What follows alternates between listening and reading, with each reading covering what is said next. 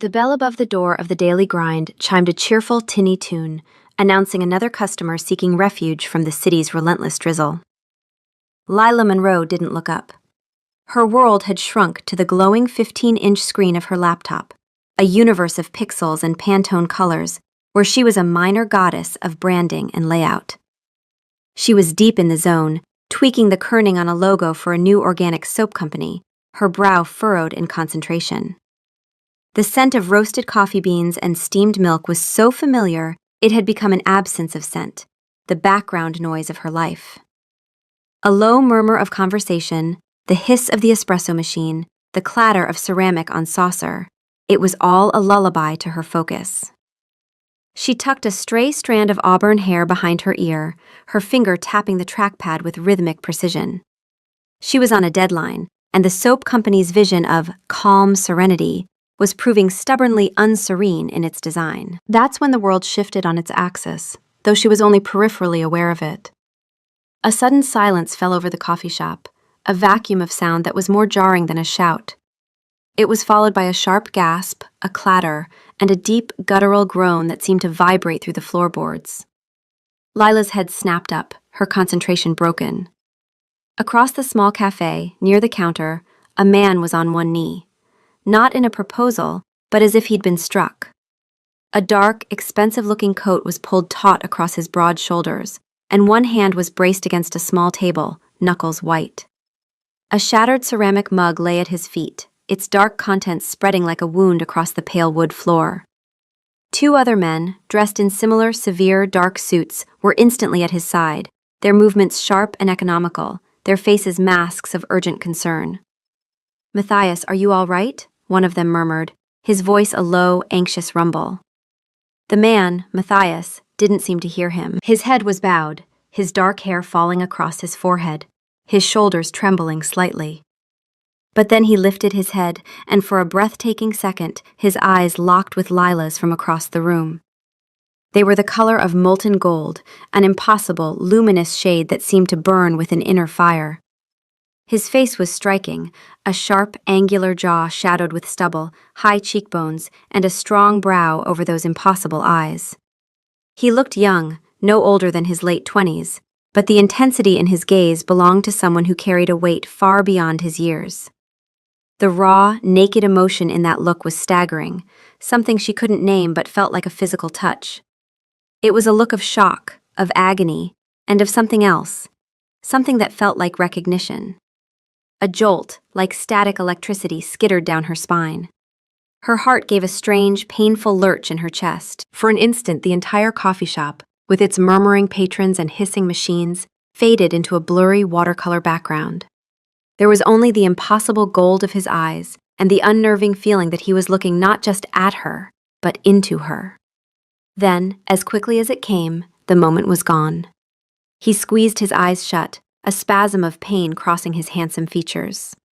His two companions helped him to his feet, shielding him from the curious stares of the other customers. One of them began apologizing quietly to the flustered barista, pulling a thick wad of cash from his wallet to pay for the damage, while the other guided the unsteady man toward the door.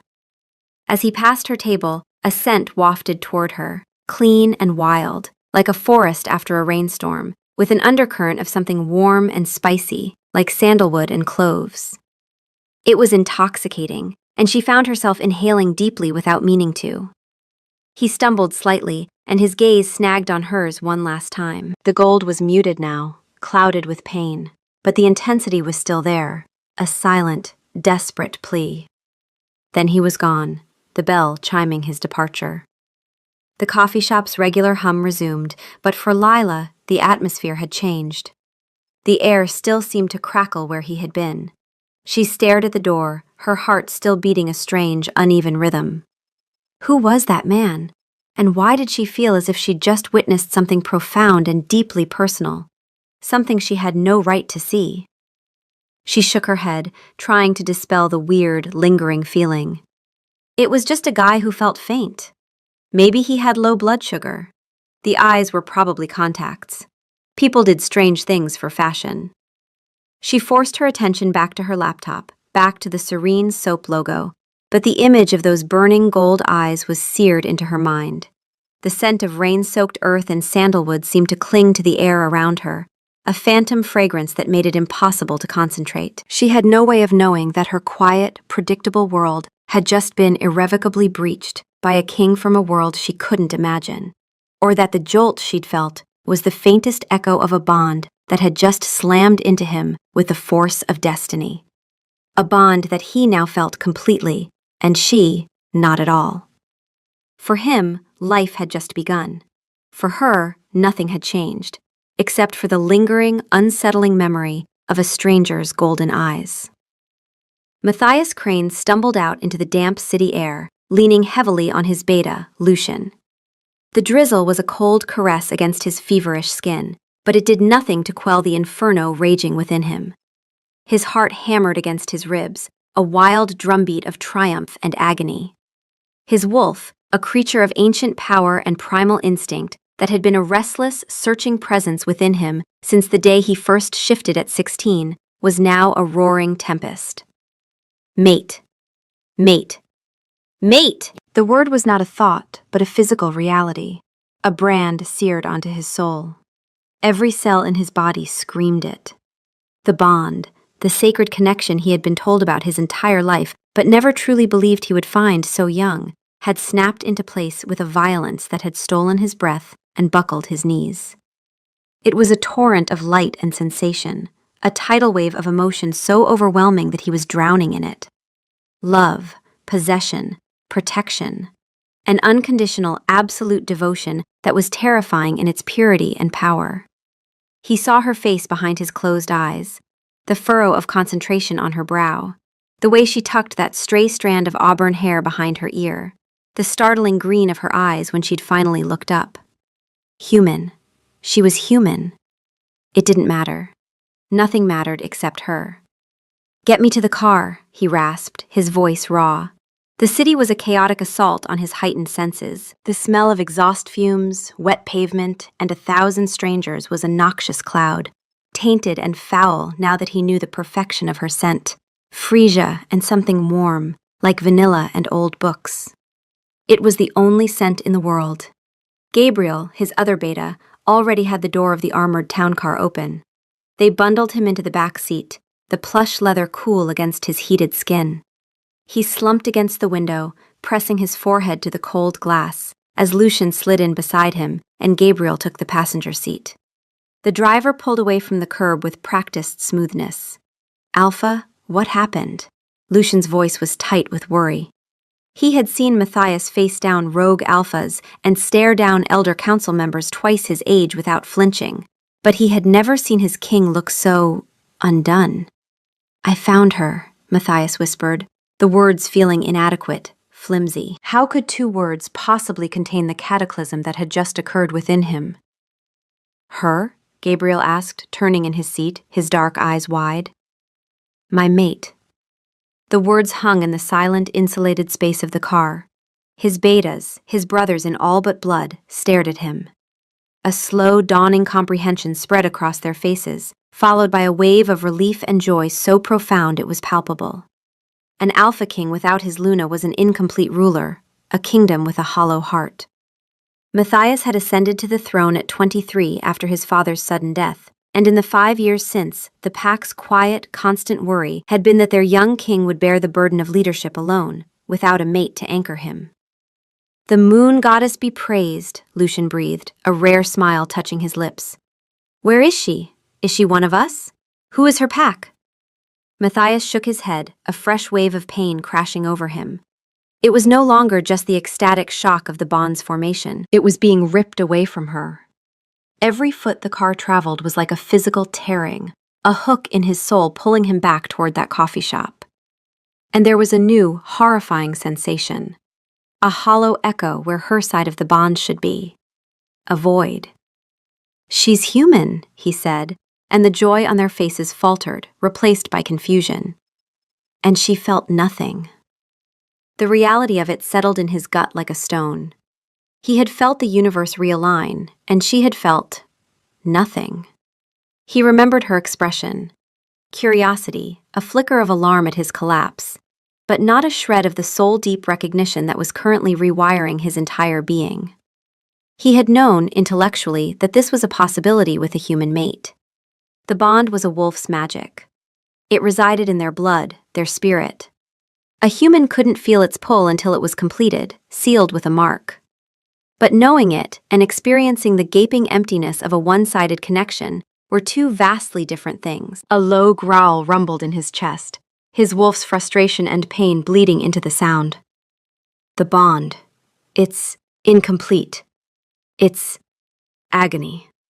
He pressed the heels of his hands into his eyes. His senses were on fire.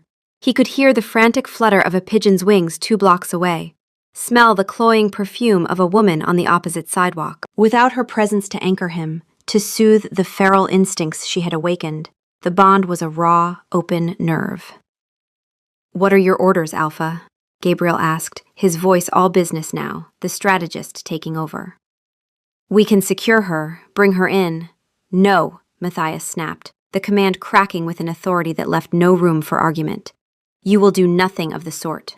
You will not go near her. You will not frighten her." He couldn't bear the thought of her looking at him with fear. "I will court her," he said, the decision solidifying even as he spoke it. The human way. Lucian and Gabriel exchanged a look of profound disbelief. "Court her? Matthias, you are the Alpha King. She is your mate. It is your right to claim." "My right means nothing if she comes to me in fear," he roared, his eyes flashing gold. The power that rolled off him filled the car, pressing down on his betas, who lowered their heads in submission. He took a ragged breath, reining in the fury that was fueled by the bond's agonizing pull. "She is not one of us. She doesn't know our laws, our traditions. She doesn't know what a mate is. To her, I am a stranger who collapsed in a coffee shop.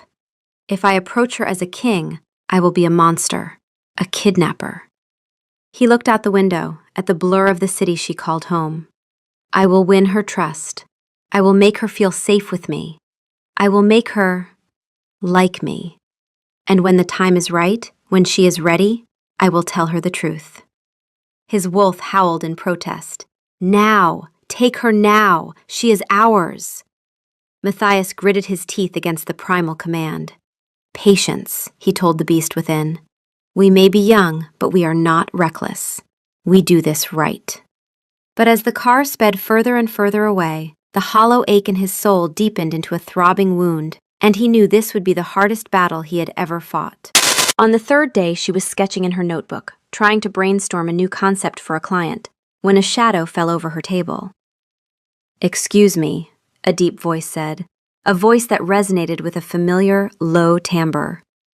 "Is this seat taken?" Lila looked up, and her breath caught in her throat. It was him, the man from the coffee shop. He stood there, impossibly tall and broad, dressed not in a severe suit but in dark jeans and a soft gray Henley that stretched across his chest. He looked less like a corporate titan and more like a rugged hero from a romance novel, if heroes from romance novels also looked like they were in the middle of a serious internal struggle. His dark hair was pushed back from his face, and his sun-bronzed skin seemed to glow even in the muted light of the cafe. His eyes were not glowing gold today, but were a warm, deep amber, still striking but less alarming. He was holding a cup of coffee, and a faint, hopeful smile touched his lips, though it didn't quite reach his pained eyes. "Oh, no, it's free," she stammered, quickly moving her bag from the other chair. "Thank you." He sat down, his movements filled with a careful, deliberate grace that seemed at odds with his large frame. He placed his cup on the table, his long fingers wrapped around the ceramic. An awkward silence stretched between them. He just watched her, his amber gaze so focused it felt like a physical weight. "I wanted to apologize," he said finally, his voice a low rumble. "For the other day. I caused a bit of a scene. I hope I didn't alarm you." "It's fine," Lila said, her cheeks warming. "I just hope you were okay. You looked like you were in a lot of pain." A shadow passed over his face.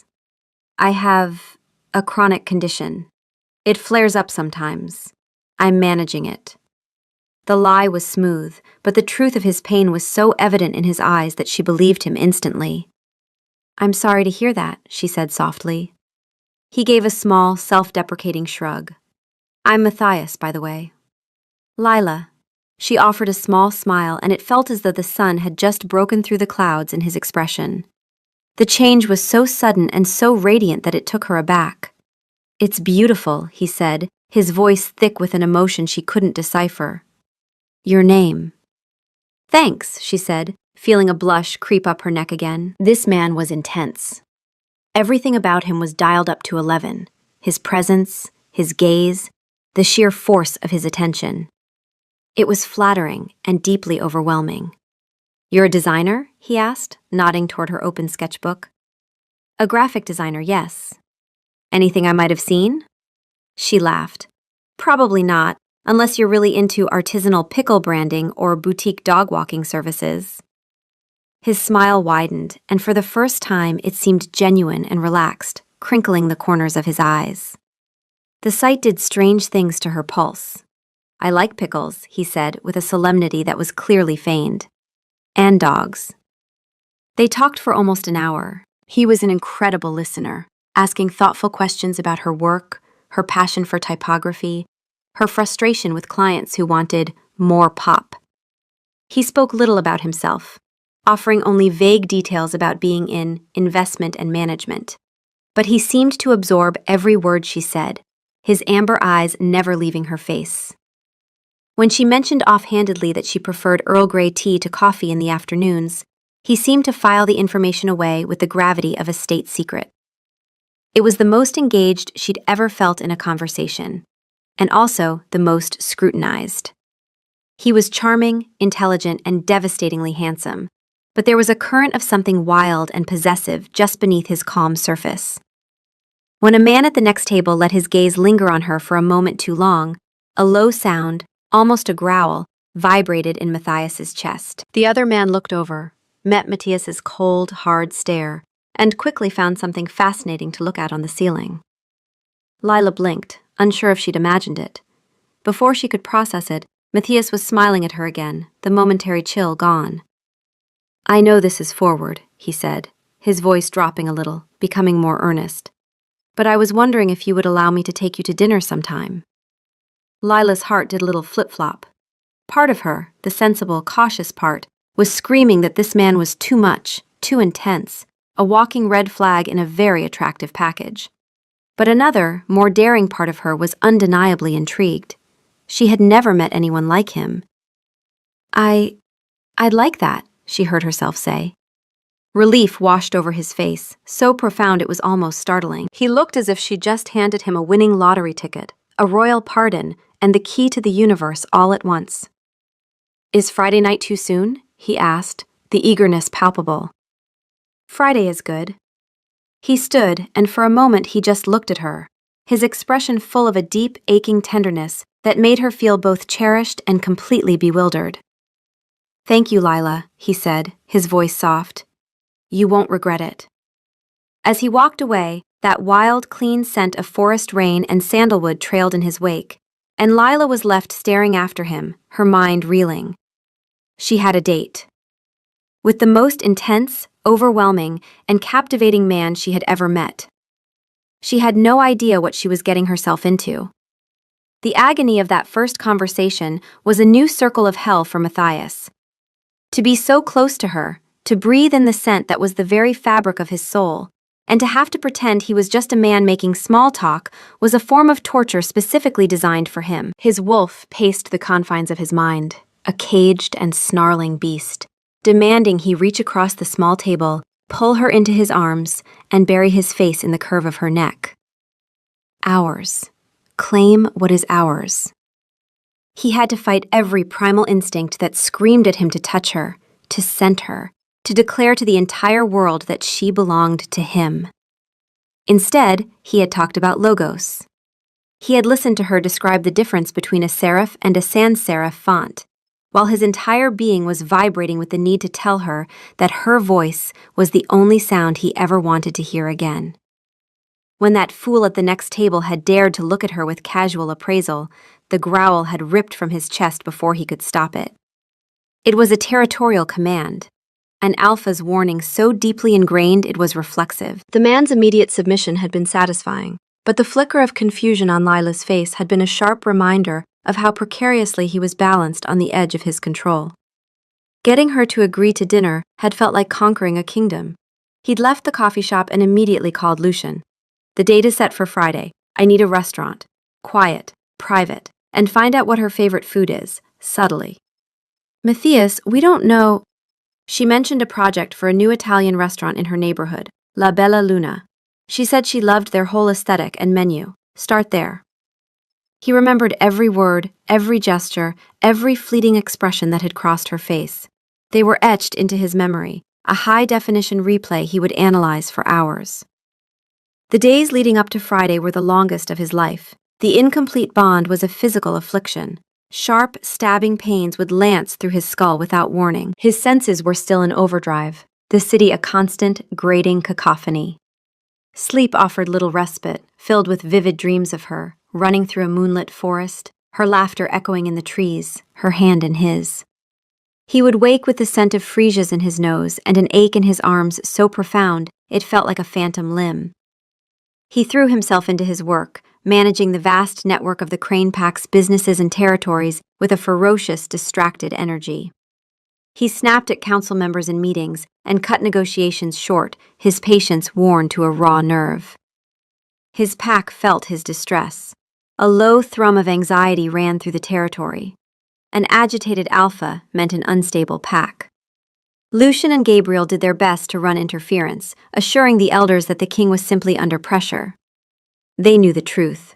The king was lovesick, and it was making him half mad. On Friday night, he stood outside her apartment building 10 minutes early, a simple, elegant bouquet of white freesia in his hand. He'd changed his outfit 3 times, wanting to look powerful but not intimidating, sophisticated but not unapproachable. It was absurd.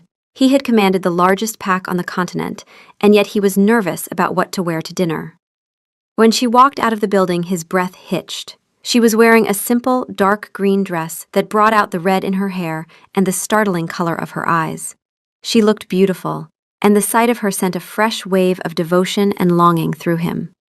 "You're early," she said, a shy smile on her face. "I didn't want to be late." He held out the flowers. "These are for you." Her eyes widened as she took them, her fingers brushing against his. The contact, brief as it was, sent a jolt of pure energy through him, a lightning strike that grounded him and set him on fire all at once. He saw her shiver slightly, a faint blush on her cheeks. She felt it. It wasn't the bond, not yet, but it was something. A spark. "Freesias," she breathed, burying her nose in the delicate white blossoms. "They're my favorite. How did you know?" "A lucky guess," he lied, his heart pounding. It hadn't been a guess. He'd had Gabriel subtly inquire with the florist near her apartment, the one she used for client gifts. The dinner at La Bella Luna was, from Lila's perspective, perfect. The restaurant was beautiful. They had the best table in a secluded corner, and Matthias was the perfect gentleman. He was still intense, his focus on her unwavering, but he seemed more relaxed than he had in the coffee shop. He told her stories about his travels, amusing anecdotes that made him seem more human, more accessible. He listened to her talk about her dreams of opening her own small design studio one day, with an encouraging sincerity that made her feel seen and valued. For Matthias, the dinner was another exercise in brutal self-control. Her scent, mingled with the fragrance of the freesia on their table, was driving him to distraction. He watched the way her eyes lit up when she talked about her work, the way she bit her lip when she was thinking, and he fell deeper in love with every passing second. He wanted nothing more than to tell her everything, to explain why his hand trembled slightly when he passed her the salt, why his gaze kept dropping to the pulse fluttering in her throat.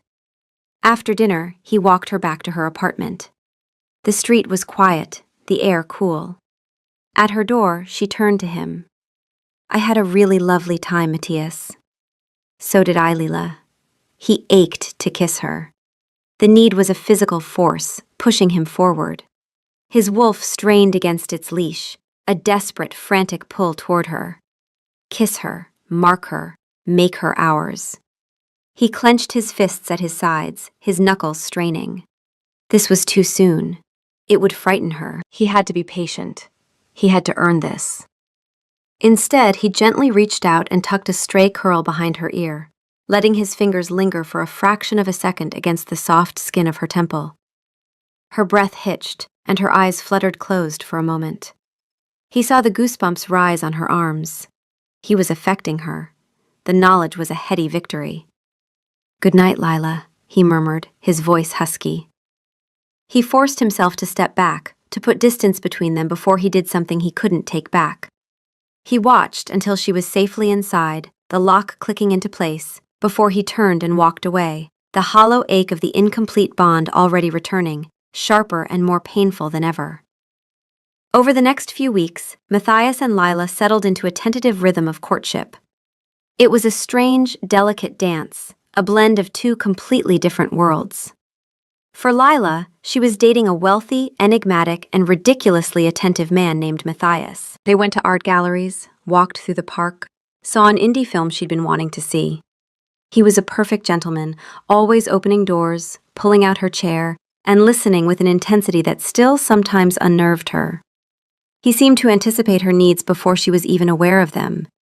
If she shivered, his coat was around her shoulders. If she looked thirsty, a bottle of water would appear in his hand. He remembered every trivial detail she ever mentioned: her favorite author, the kind of music she listened to while she worked, her inexplicable fondness for sour candy. It was wonderful and, at times, a little suffocating. She felt cherished, but also managed. There was a possessiveness in him, a protective streak that went far beyond normal concern. One evening, as they were leaving a restaurant, a man jostled her on the crowded sidewalk, knocking her off balance. Before she could even react, Matthias had moved. He didn't touch the man, but he stepped between them, his body a solid wall, and fixed the offender with a look of such cold, lethal fury that the man stammered an apology and practically fled into the night. Lila had been shaken, not by the jostle, but by the instantaneous, predatory stillness that had come over Matthias. His eyes had flashed with that feral, golden light she'd seen in the coffee shop. "Are you all right?" he'd asked, his voice a low growl, his hands gently checking her arms for injury. "I'm fine, Matthias, really. It was just an accident." But he had remained tense and watchful all the way home, his hand resting protectively on the small of her back, his gaze scanning every shadow. She was falling for him, she realized with a sense of helpless inevitability. Beneath the overwhelming intensity was a deep well of kindness and a surprising vulnerability she saw in quiet moments. But she couldn't shake the feeling that he was holding something back, that there was a whole part of himself, a vast and secret world, that he was keeping from her. For Matthias, the courtship was a slow, sweet agony. Every date was a gift and a trial. Being with her was the only time the pain of the bond receded to a dull ache, soothed by her proximity. But it was also a constant battle against his own instincts. His wolf was a restless, sullen presence, a low heat in his chest that flared every time she laughed, every time she touched his arm, every time another man so much as glanced in her direction. "She is ours. Why do we play these human games?" He learned the contours of her life, the small joys and frustrations that made her who she was. He loved the way she hummed when she was sketching, the passionate way she defended her design choices, the quiet determination that burned in her. He was not just in love with the idea of his mate, he was in love with Lila Monroe, the funny, talented, resilient human woman.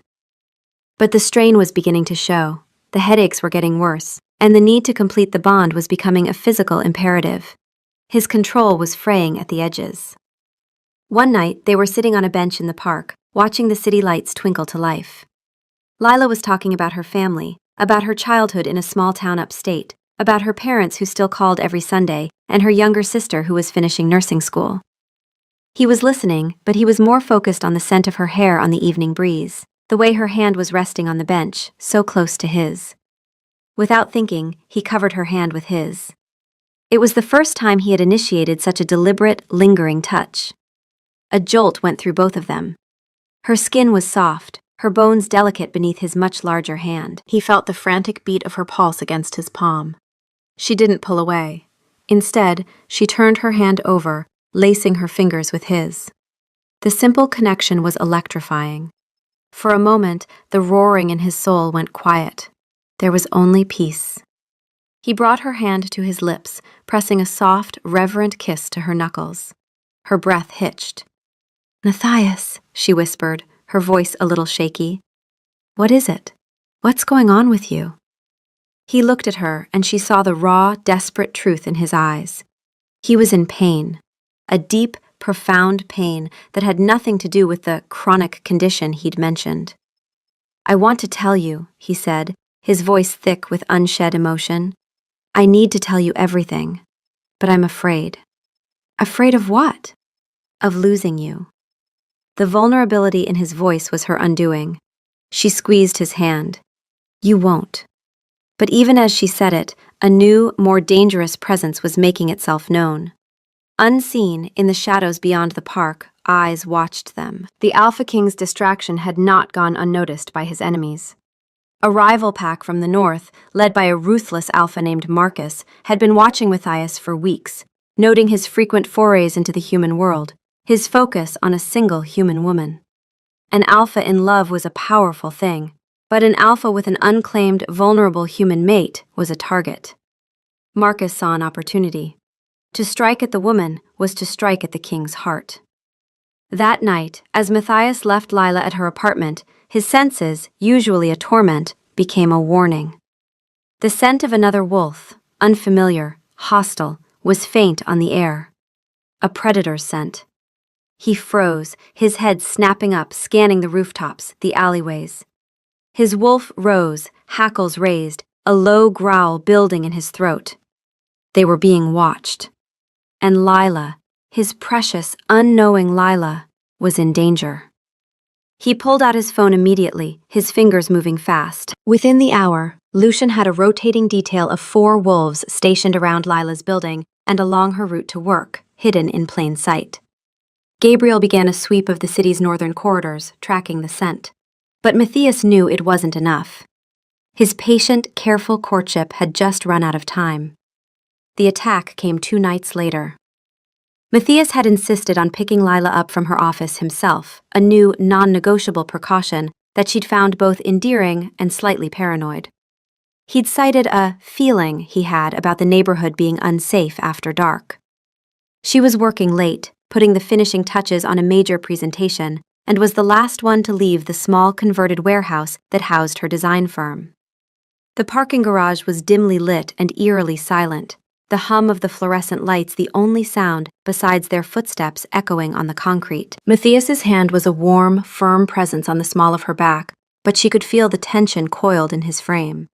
He was walking with a predator's grace, his head constantly moving, his senses on high alert. "Matthias, you're making me nervous," she said with a shaky laugh. "It's just a parking garage." "Stay close," he murmured, his voice a low, serious rumble. His amber eyes scanned the shadows between the concrete pillars. He could smell them now. 3 of them. The scent was acrid, filled with malice. They had slipped past his outer patrol, or they'd been here long before his wolves took position. They were close, hiding, waiting. His wolf was clawing at the surface, ready. Protect. Protect her. They were halfway to his car when the world exploded into motion. 2 figures emerged from behind a large support pillar to their left, while a third dropped from the low ceiling behind them, landing in a silent crouch.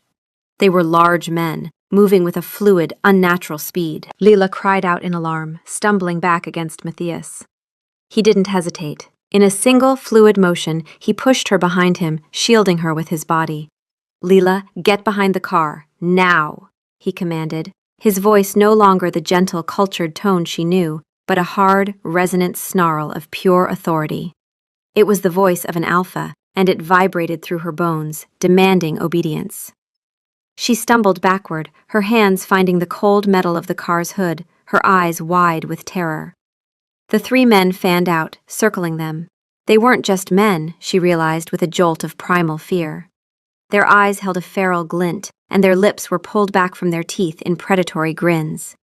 "The Alpha King himself," the leader sneered, his gaze flicking dismissively to Lila. "And his little human pet.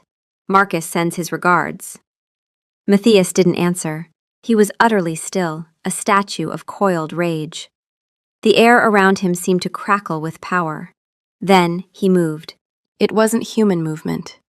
He was a blur, a streak of darkness that closed the distance to the first man in less than a heartbeat. There was the sickening crunch of bone as Matthias's fist connected with the man's jaw, sending him flying backward into a parked car with enough force to shatter the windshield. Lila screamed. The other two attackers charged at once. One came at Matthias high, the other low. Matthias ducked under a wild swing, his hand shooting out to grab the man's ankle. He straightened with impossible strength, whipping the man off his feet and slamming him into the concrete floor with a sickening thud. The third attacker, the leader, managed to land a glancing blow on Matthias's side, a blade flashing in his fist. Matthias grunted in pain, but it was the grunt of an enraged bear, not a man. He spun, his arm lashing out. His fingers, now tipped with what looked like black, vicious claws, raked across the man's chest, tearing through his jacket and shirt. The man howled, a sound that was more animal than human, and stumbled back, clutching his bleeding chest. In that moment, under the flickering fluorescent lights, Lila saw it clearly. Matthias's eyes were no longer amber. They were blazing, molten gold. His features seemed to sharpen, to elongate, becoming more angular, more lupine. A low, terrifying growl ripped from his throat, a sound that promised death. He was a monster, a beautiful, terrifying monster. He took a step toward the last conscious attacker, who was now scrambling backward, his face a mask of terror. "Go back to Marcus," Matthias snarled, his voice a guttural echo of itself. "You tell him this. She is mine, and if he ever comes near her again, I will tear his pack apart, piece by piece, and burn his territory to the ground." The man needed no further encouragement. He fled, disappearing into the shadows of the garage. Matthias stood there for a moment, his chest heaving, the golden light in his eyes slowly receding. He turned to face Lila. He had a shallow cut on his side, his shirt dark with blood, but he seemed not to notice. He saw only her. She was pressed against the cold metal of his car, her face pale with shock, her eyes wide with a terror that was now directed entirely at him. The sight of her fear was a blow more painful than any knife. "Lila," he breathed, taking a step toward her. She flinched, a small, involuntary movement, and a whimper escaped her lips. The sound shattered him. He stopped, holding his hands up in a gesture of surrender. The monster was gone, replaced by the pained, desperate man she knew. But she had seen it.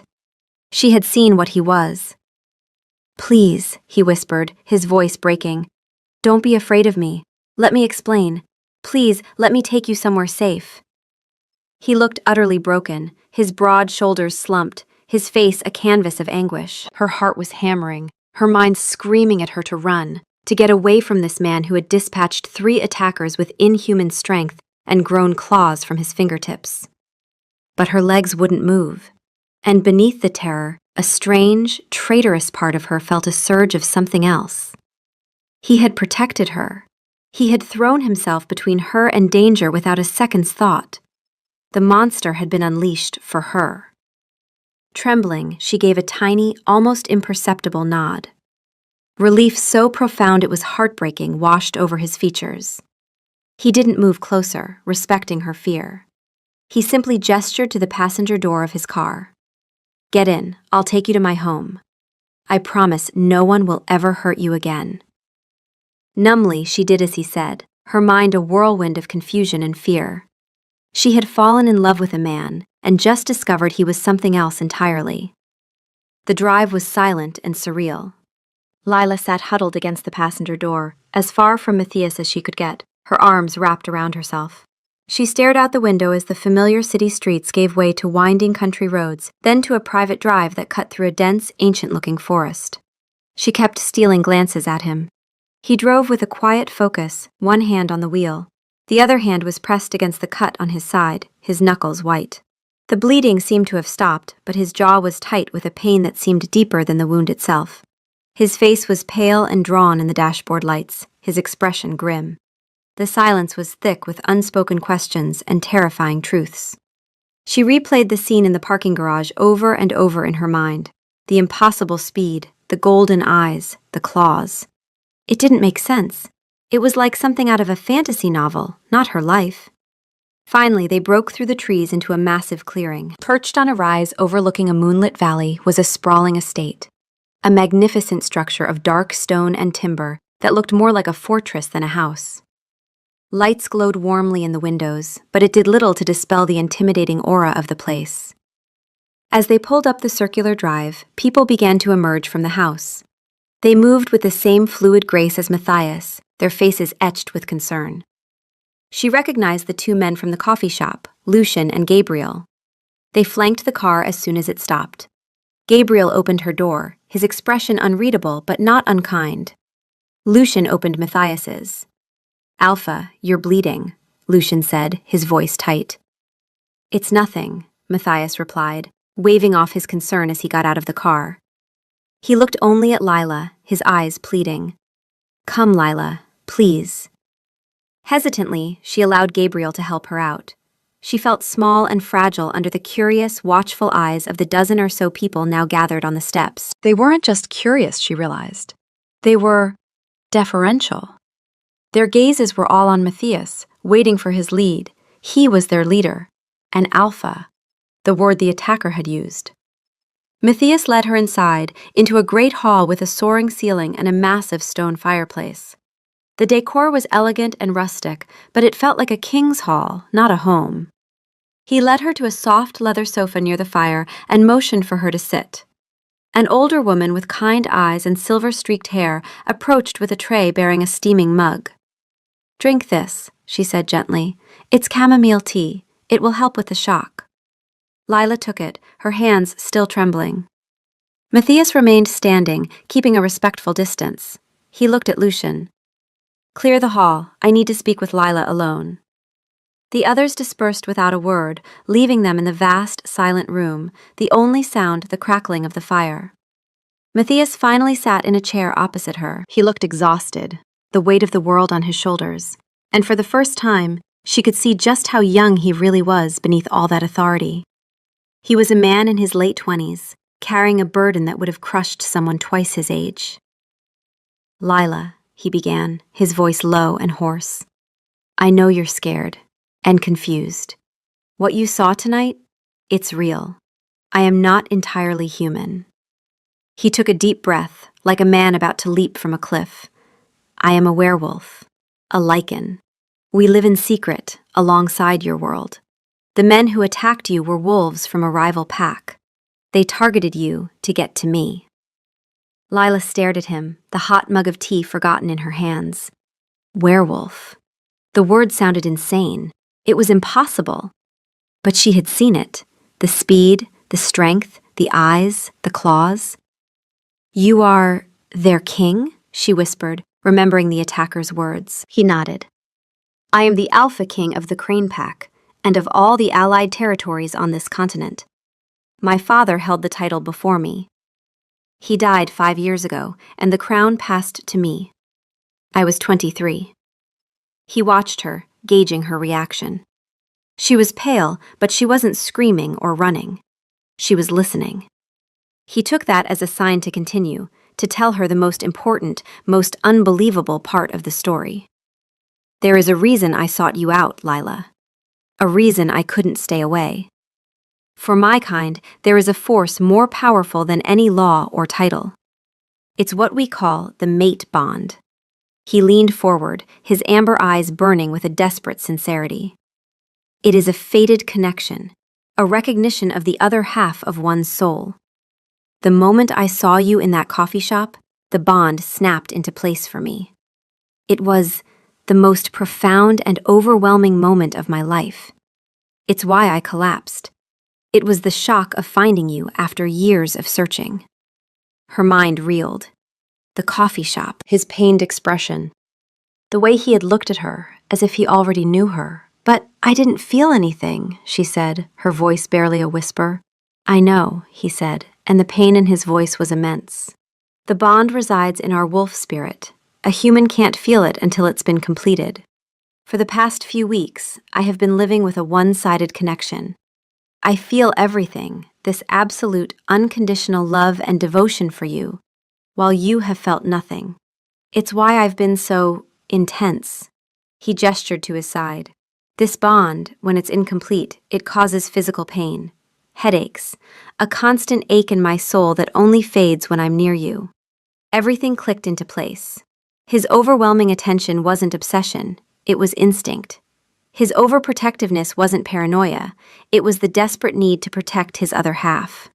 The pained look in his eyes wasn't just a chronic condition, it was the agony of an unshared, soul-deep love. His patient, human courtship had been an act of monumental self-control, undertaken while he was suffering. He had been in love with her from the very first second, while she was just getting to know a handsome stranger. "To prove it to you," he said, his voice dropping. "To show you I'm not lying." He stood and walked to the center of the room, his back to her. "Don't be afraid. This is my other half, the wolf that recognized you from the first moment." She watched, her heart in her throat, as a tremor ran through his body. A low groan of pain escaped his lips. Then she heard it, the horrifying, sickening sound of bones cracking and reshaping. His broad shoulders hunched and expanded, his spine elongating. His clothes ripped and fell away as thick, dark fur sprouted from his skin. In less than a minute, the man was gone. In his place stood a wolf.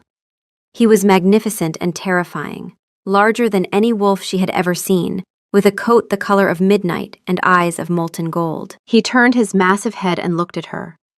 There was no malice in those golden eyes, only the same aching tenderness she had seen in the man. He took a hesitant step toward her, then lay down on the floor, placing his huge head on his paws and letting out a soft, low whine. He was submitting to her, showing her he was no threat. He was showing her his soul. And in that moment, all her fear washed away, replaced by a wave of awe and a startling, fierce surge of emotion. This was Matthias, both the man and the wolf. And he was hers. Lila sat in silence for a long time, staring at the magnificent wolf that lay before the fire. He remained perfectly still, his golden eyes fixed on her, radiating a vulnerability that seemed impossible for such a powerful creature. Her mind was a kaleidoscope of fractured images and emotions. The terror in the garage, the impossible explanation, and now this beautiful, majestic animal that was also the man she was falling for. The chamomile tea had calmed her nerves, but her world was still tilted on its axis. Werewolves, mate bonds, alpha kings. It was too much to absorb. Yet the proof was lying on the hearthrug, watching her with an expression of heartbreaking hope. She finally set the mug down and slid off the sofa, her movements slow and deliberate.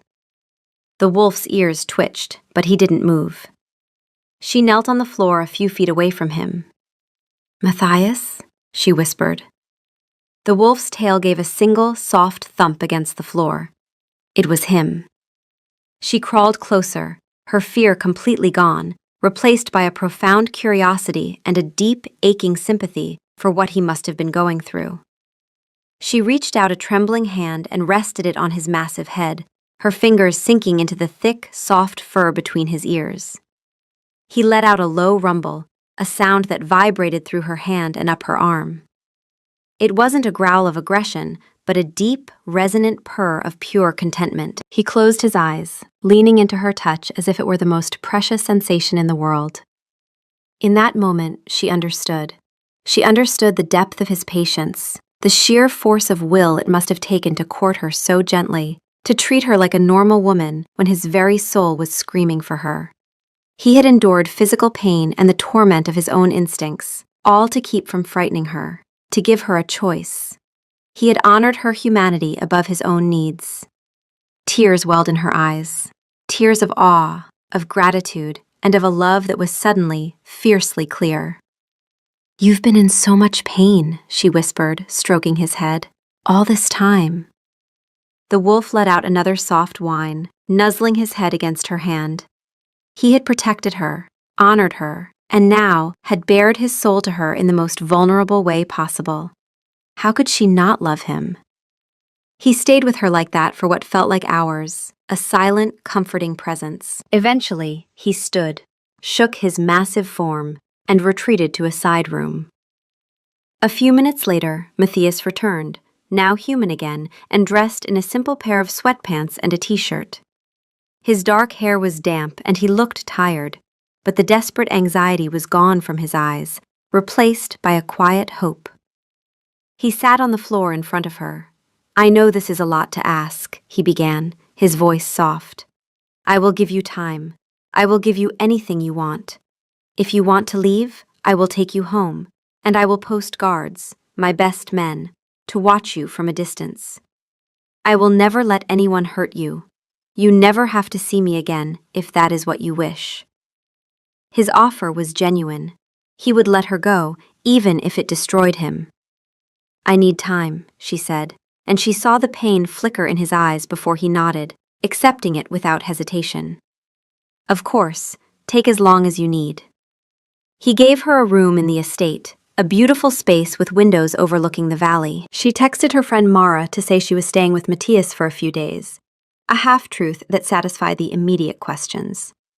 She called her parents on Sunday as usual, keeping her voice steady, telling them about the handsome new man she was seeing, leaving out the part where he turned into a wolf. Over the next 3 days, she explored the estate and the world Matthias had been hiding from her. She watched from a window as he trained with his wolves in the courtyard below, human one moment and a blur of dark fur the next. She sat with Alara, the kind, silver-haired woman, who told her stories of the pack's history, of the mate bond, of other human women who had been chosen by wolves and found happiness in this world. She asked hard questions. What happens to my career? Can I still see my family? What does it mean for my life, my body, my future? Matthias answered every one with unflinching honesty. She could keep her career, her friends, her family. She would remain human, but the bond would sharpen her senses, extend her lifespan to match his, and tie her soul to his in a way that meant she would always feel him, and he her. It was irreversible. There was no going back. She could say no, and he would honor that choice, even if it slowly destroyed him. And she watched him during those 3 days. She watched how he spoke to his wolves with authority tempered by genuine care. She watched the way the younger members of the pack looked at him, not just with obedience, but with real admiration. She watched the way his face softened when he looked at her, the way he kept his distance, the way his hands trembled at his sides with the effort of not reaching for her. On the 3rd night, she found him on the balcony overlooking the valley, leaning against the stone railing, his face turned up to the moon. The incomplete bond was ravaging him. She could see it in the hollows beneath his eyes, the tension in his jaw, the slight tremor in his shoulders. He was in agony, and he was bearing it in silence because she had asked for time, and he would have given her an eternity of it if she'd needed it. She walked up behind him, and when she spoke, her voice was clear and certain. "Matthias?" He turned, his amber eyes wide with a hope he was clearly terrified to feel. "You said the bond isn't complete," she said. "You said a human can't feel it until it's finished." He nodded, his gaze dropping. "It requires a mark, a bite. It is the final, permanent seal of the bond. It would connect us, soul to soul. You would feel what I feel. But it is an irreversible act. I would never, ever force it on you." She looked at him, at this incredible man, this king, who was offering her the world, but also offering her an escape. She thought about her quiet, predictable life before him, a life of pixels and deadlines. It felt like a black and white photograph compared to the vibrant, terrifying, and beautiful world he had shown her. She thought about the last 3 days, Alara's stories, the pack's warmth, the feeling of belonging she hadn't expected. She thought about his pained eyes, his fierce protection, his gentle patience. He had chosen her. Now, it was her turn to choose. "What would it mean?" she asked. "For me?" "You would be my Luna," he said, his voice thick with reverence. "My queen, my equal in all things, the heart of my pack. You would be cherished and protected for the rest of your life. And I would be yours, completely and irrevocably." He finally met her eyes, and she saw his entire soul there, the love, the longing, the hope, the fear. "I choose you, Lila Monroe," he said, his voice resonating with an ancient, formal power. "Before all witnesses, seen and unseen, I choose you." She reached out and cupped his face in her hands, her thumbs stroking his jaw. He trembled at her touch, his eyes fluttering closed. He was so strong, yet so vulnerable with her. "And I," she said, her voice clear and steady, "choose you, Matthias Crane." His eyes snapped open, wide with disbelief and dawning radiant joy. "Lila?" he breathed. "Show me," she said softly. "Show me what I need to do. I don't want you to be in pain for one more second. I want to feel it too. I want to feel everything." He stared at her, his expression a mixture of awe and adoration. He had fought his instincts, played by her rules, and prepared himself for rejection. He had never dared to hope for this. Not so freely given. With a reverence that humbled her, he leaned in and rested his forehead against hers. "Are you sure?" he whispered. "I am sure." He stood before her, his hands holding hers gently, his amber eyes searching her face for any sign of hesitation. She met his gaze without flinching, her heart filled with a calm, certain resolve. This was right. This was her future. "The mark is traditionally given on the neck, over the scent gland," he explained, his voice a low, reverent murmur. "It is where our essence is strongest. It will hurt for a moment, but then you will understand." "I'm not afraid," she said, and it was the truth. All her fear had been burned away, leaving only love and anticipation. He lifted a hand and gently brushed her hair back from her shoulder, his fingers tracing the delicate line of her neck. His touch was feather-light, yet it sent shivers of electricity through her. She tilted her head, granting him access, a gesture of absolute trust. He lowered his head, his dark hair brushing against her cheek. She could feel his warm breath on her skin, could smell that intoxicating scent of forest rain and sandalwood that was uniquely his. He hesitated for a fraction of a second, and she heard him whisper a single word, a prayer to a goddess she didn't know. "Moon of my soul." Then, he pressed a soft, tender kiss to the spot he had chosen. It was a kiss of promise, of gratitude, of forever. It was not the kiss of a monster, but of a devoted man. He pulled back slightly, his golden eyes locking with hers one last time. And then he leaned in, and she felt the sharp, brief sting of his teeth. A gasp escaped her lips, a momentary flare of pain that was instantly consumed by a cataclysm of sensation. It was not a physical feeling, but something deeper, something that ripped through her soul. Light exploded behind her eyes, a blinding, beautiful supernova. A torrent of emotion, of feeling, of pure, unfiltered love crashed into her. It was his love, the love he had been carrying alone for weeks, and it poured into her, filling every empty space within her she never knew she had. She felt his shock and awe in the coffee shop, the searing agony of the incomplete bond, the desperation and frustration of his careful courtship, the terror when she was threatened, and the profound, boundless devotion that was the bedrock of his entire being. It was overwhelming, a tidal wave that should have drowned her, but it didn't, because as his emotions flooded her, they awakened something that had been dormant within her all along. Her own love, a mirror to his, rose up to meet it. She finally felt what he had felt from the very beginning, the instant recognition, the sense of coming home, the absolute certainty that this person was the other half of her soul. The bond, once a one-way current, was now a complete and perfect circuit, humming with a power that was both his and hers, a shared soul, a single song. Tears streamed down her face, tears of joy and relief.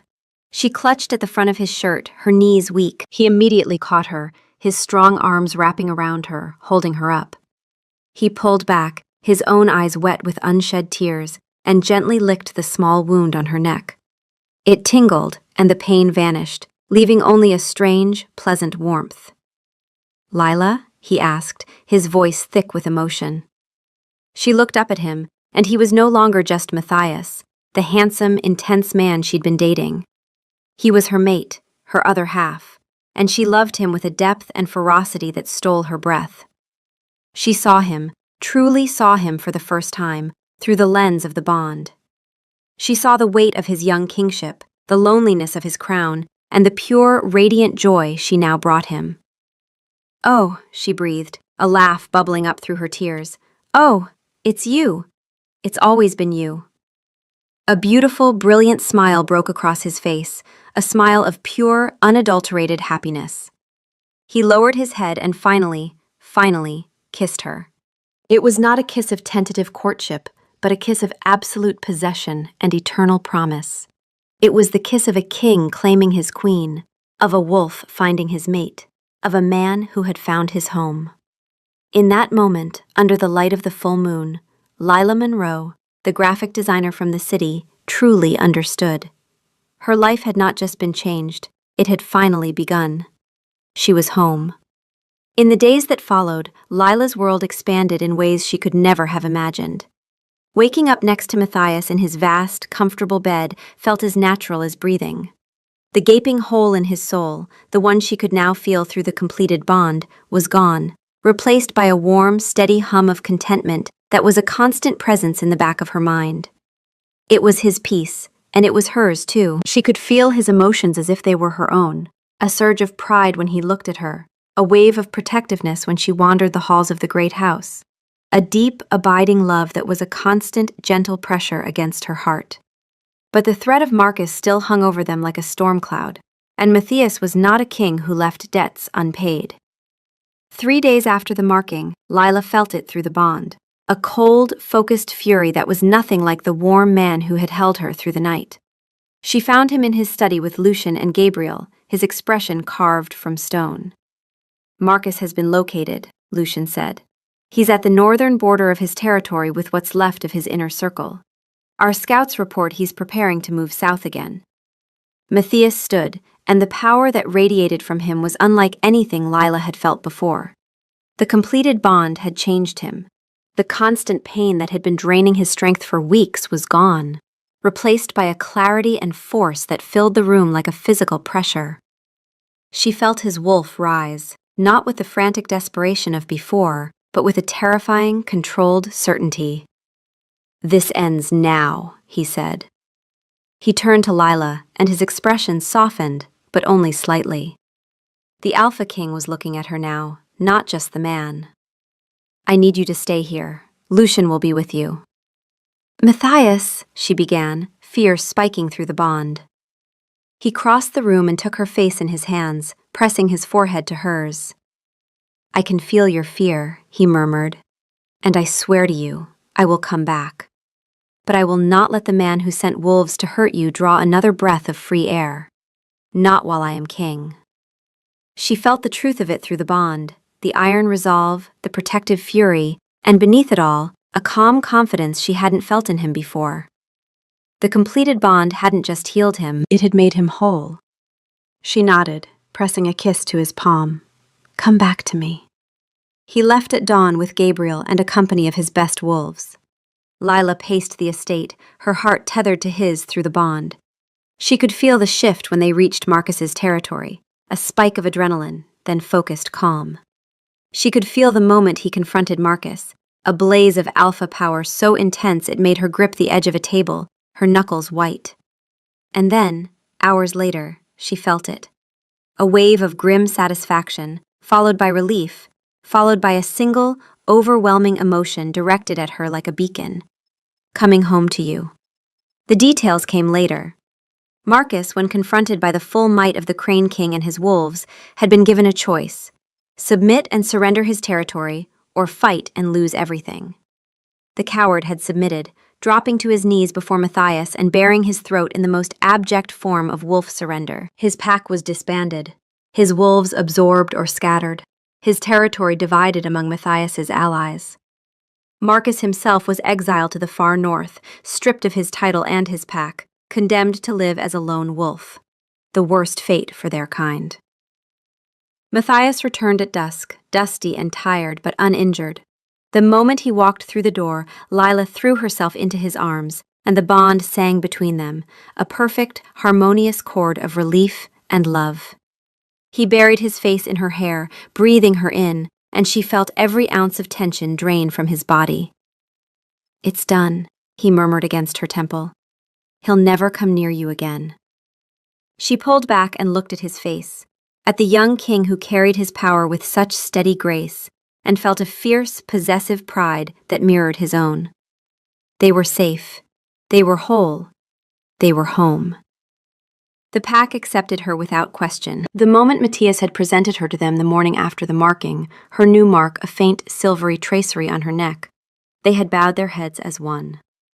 They were not bowing to a human, but to their Luna, the other half of their Alpha's soul.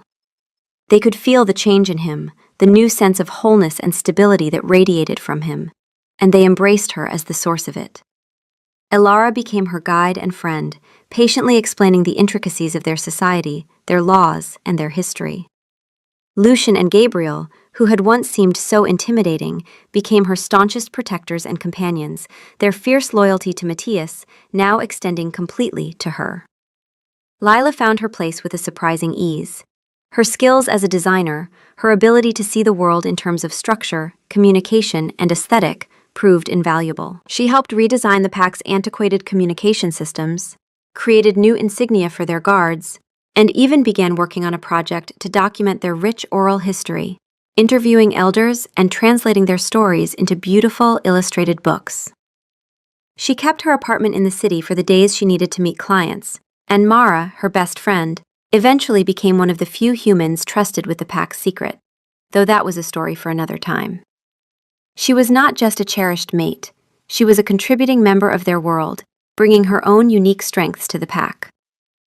But the greatest joy was discovering the bond with Matthias. It was a language all its own, spoken in silent glances across a crowded room, in shared feelings of happiness or concern, in the simple, profound comfort of his presence. One evening, he took her out into the forest as the sun was setting. "There is one more thing we should share," he said, his hand warm in hers. They came to a moon-dappled clearing, and he turned to her, his eyes glowing softly in the twilight. "Run with me," he whispered. He shifted, the transformation no longer horrifying, but a beautiful, awesome display of power. His great black wolf form stood before her, and instead of fear, she felt a thrill of excitement. He nudged her gently with his massive head, then turned and bounded into the trees. She laughed, a sound of pure, unadulterated joy, and ran after him. She was only human, her speed no match for his, but it didn't matter. He would double back, circling her, his tail wagging, his golden eyes bright with mischief. They played a game of chase through the ancient woods, under the watchful eyes of the moon. Later, tired and breathless, she sat on a mossy log while he lay with his head in her lap, his deep, contented rumble vibrating through her. She stroked his fur, looking up at the canopy of stars. She had found a home she never knew she was looking for, a love she never knew existed, and a strength within herself she never knew she possessed. A formal ceremony was held a month later, under the next full moon. It was not a wedding in the human sense, but a presentation. A declaration before the wolf world that the bond had been sealed, and the Alpha King's Luna stood at his side. Packs from all the allied territories had gathered. They stood in a great circle in the valley, their faces upturned to the moon. Matthias stood in the center, with Lila by his side. He was dressed in formal black leathers, a king in his full power, still impossibly young, and yet radiating an authority that silenced hundreds. Lila wore a simple, elegant white dress, her mark shimmering on her neck like a silver tattoo. "I present to you my mate, my Luna, my queen." Matthias's voice boomed, amplified by his alpha power, rolling across the valley. "She is the heart of this pack, and the heart of my soul. To harm her is to declare war on us all. To honor her is to honor me." A great roar of approval went up from the assembled crowd, hundreds of voices howling their acceptance to the moon. Lila looked at Matthias, at her king, her protector, her mate, and felt the bond between them surge with his pride and his overwhelming love. She leaned into him, and he wrapped a possessive, tender arm around her waist. She was no longer just Lila Monroe, the graphic designer. She was Luna of the Crane Pack, a queen in a world of magic and moonlight. Her old life wasn't gone. She still had her work, her friends, her Sunday calls with her parents, but it had expanded into something richer and wilder than she ever could have imagined. Looking out at the sea of loyal faces, with her mate's arm securely around her, she finally understood the truth of the bond. It wasn't about ownership or fate. It was about finding the missing piece of yourself you never knew was gone, and in doing so, becoming more whole than you could ever be alone.